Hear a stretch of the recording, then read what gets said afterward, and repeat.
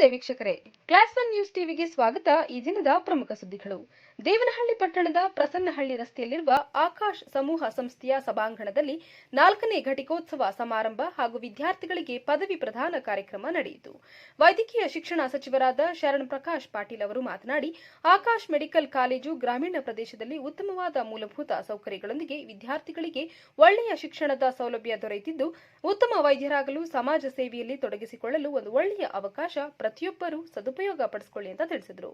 ಈ ಸಂದರ್ಭದಲ್ಲಿ ರಾಜೀವ್ ಗಾಂಧಿ ಆರೋಗ್ಯ ವಿಜ್ಞಾನಗಳ ವಿಶ್ವವಿದ್ಯಾಲಯದ ಉಪಕುಲಪತಿ ಬಿಸಿ ಭಗವಾನ್, ಆಕಾಶ್ ಸಮೂಹ ಸಂಸ್ಥೆಗಳ ಅಧ್ಯಕ್ಷ ಮುನಿರಾಜು, ಉಪಾಧ್ಯಕ್ಷ ಅಮರ್ಗೌಡ, ಪುಷ್ಪಾ ಮುನಿರಾಜ್, ನಿರ್ದೇಶಕರಾದ Akash, Kritika Amargowda, Keerthana Akash, doctor Shivaprasad, doctor Brijesh, doctor Ravishankar, doctor Murthy, doctor Swaroop, ಸಿಬ್ಬಂದಿ, ವಿದ್ಯಾರ್ಥಿಗಳು ಇದ್ದರು. ವರದಿ ರಾಜು ಗೌಡ.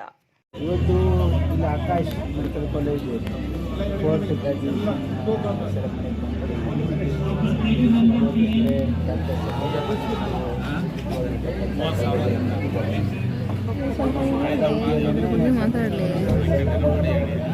ಸೆಮಿನಾರಲ್ಲಿ ಕಾಲೇಜಲ್ಲಿ ಸಾಕಷ್ಟು ಒಳ್ಳೆ ಇನ್ಫ್ರಾಸ್ಟ್ರಕ್ಚರ್ ಮಾಡಿದ್ದಾರೆ. ಬೇರೆ ಬೇರೆ ಮಾಡಿದ್ದಾರೆ. ಹಾಗಾಗಿ ಇವತ್ತು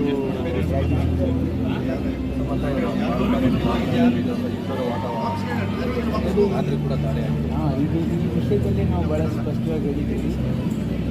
ನಮ್ಮ ದೇಶ ತೆಗೆದುಕೊಂಡಿರ್ತಕ್ಕಂಥ ನಿರ್ಣಯ ನಾವು ಈ ವಿಷಯದಲ್ಲಿ ಸರ್ಕಾರ ಇರಬೇಕು.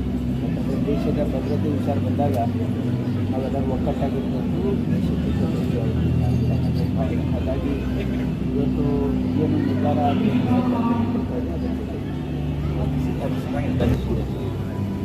ಡಾಕ್ಟರ್ ಆಗಿ ಅದೇ ಥರ ಪಿ ಜಿ ಕೂಡ MD ಪ್ರಾಕ್ಟೀಸ್ ಮಾಡೋದು 60 ಜನ ಡಾಕ್ಟರ್ಸ್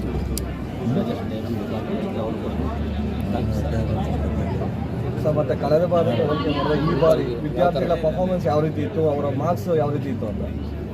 ಕಳೆದ ಬಾರಿಗಿಂತ ಈ ಬಾರಿ ನಮ್ಮ ಇನ್ಸ್ಟಿಟ್ಯೂಷನಲ್ಲಿ ಕಳೆದ ಬಾರಿ 82% ಇತ್ತು, ಈ ಸರಿ 92% ರಿಸಲ್ಟ್ ಬಂದಿದೆ. ಆಮೇಲೆ 5 ಜನ ಮಕ್ಕಳು ಗೋಲ್ಡ್ ಮೆಡಲಿಸ್ಟ್ ಬಂದಿದ್ದಾರೆ. ತುಂಬ ಚೆನ್ನಾಗಿ ಪರ್ಫಾರ್ಮೆನ್ಸ್ ಚೆನ್ನಾಗಿ ಆಗ್ತಾಯಿದೆ. ನಮ್ಮ ಕಾಲೇಜಲ್ಲಿ ಟೀಚಿಂಗ್ ಆಗ್ಬೋದು, ಕ್ಲಿನಿಕಲ್ ತುಂಬ ಚೆನ್ನಾಗಿ. Okay sir, thank you.